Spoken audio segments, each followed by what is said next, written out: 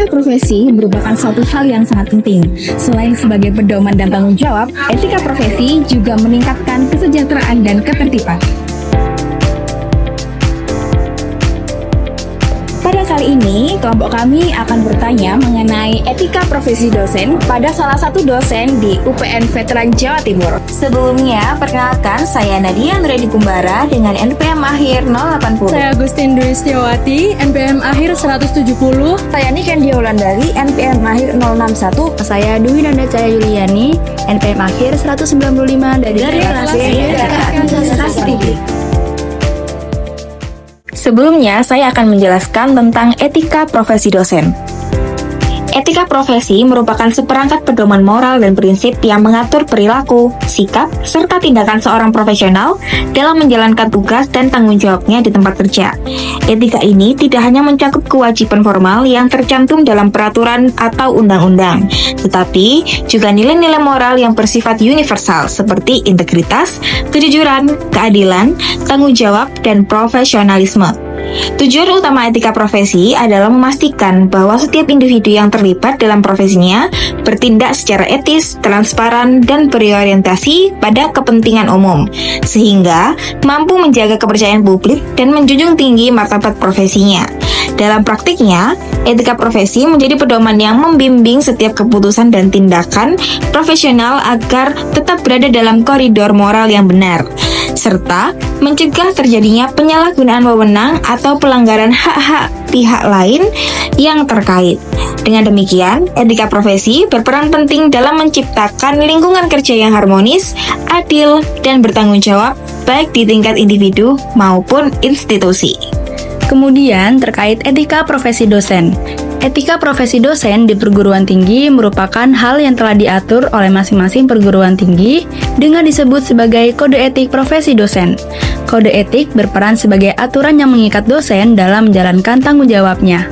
Dosen memiliki tugas dan tanggung jawab yang dimanifestasikan dalam tridharma perguruan tinggi, meliputi pendidikan dan pengajaran, penelitian, dan pengabdian kepada masyarakat. Untuk itu, maka dosen dalam menjalankan tugas dan tanggung jawabnya harus senantiasa menjunjung tinggi etika. Karena etika memiliki peran menjamin kualitas jasa yang diberikan kepada masyarakat akademisi. Legalitas etika profesi dosen. Etika profesi dosen diatur dalam 1. Undang-Undang Nomor 20 Tahun 2003 tentang Sistem Pendidikan Nasional.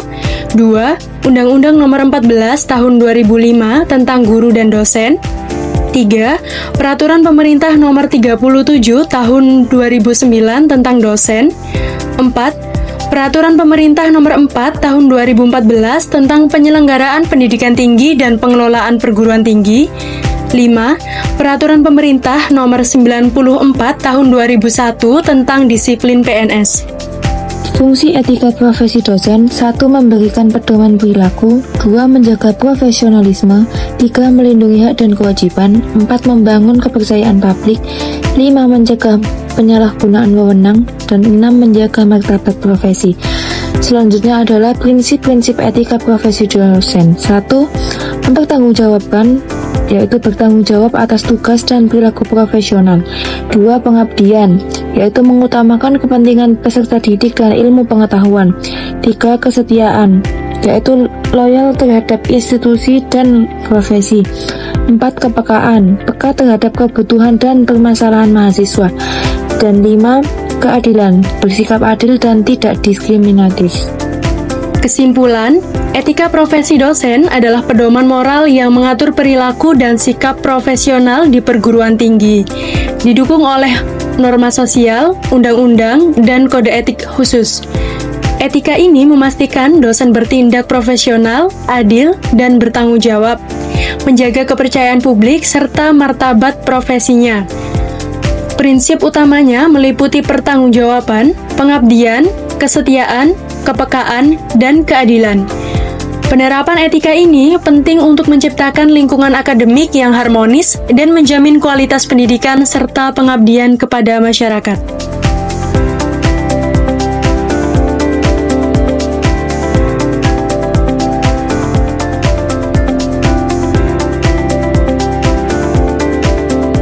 Baik, selamat pagi Pak Agus selaku dosen administrasi publik. Perkenalkan, kami dari kelompok 3 kelas etika administrasi publik. Mohon izin untuk menanyakan terkait etika profesi. Baik, langsung saya lanjut di pertanyaan nomor 1. Bagaimana Bapak mendefinisikan etika profesi dalam konteks seorang dosen? Ya, kalau menurut saya yang dimaksud dengan etika profesi dosen adalah berbagai ketentuan dan peraturan yang disepakati bersama, yang digunakan, yang dijadikan dasar untuk kegiatan dosen dalam melaksanakan tugasnya, baik itu tugas pada waktu mengajar, tugas melakukan penelitian, ataupun tugas pada pengabdian pada masyarakat. Baik, cukup Bapak? Cukup.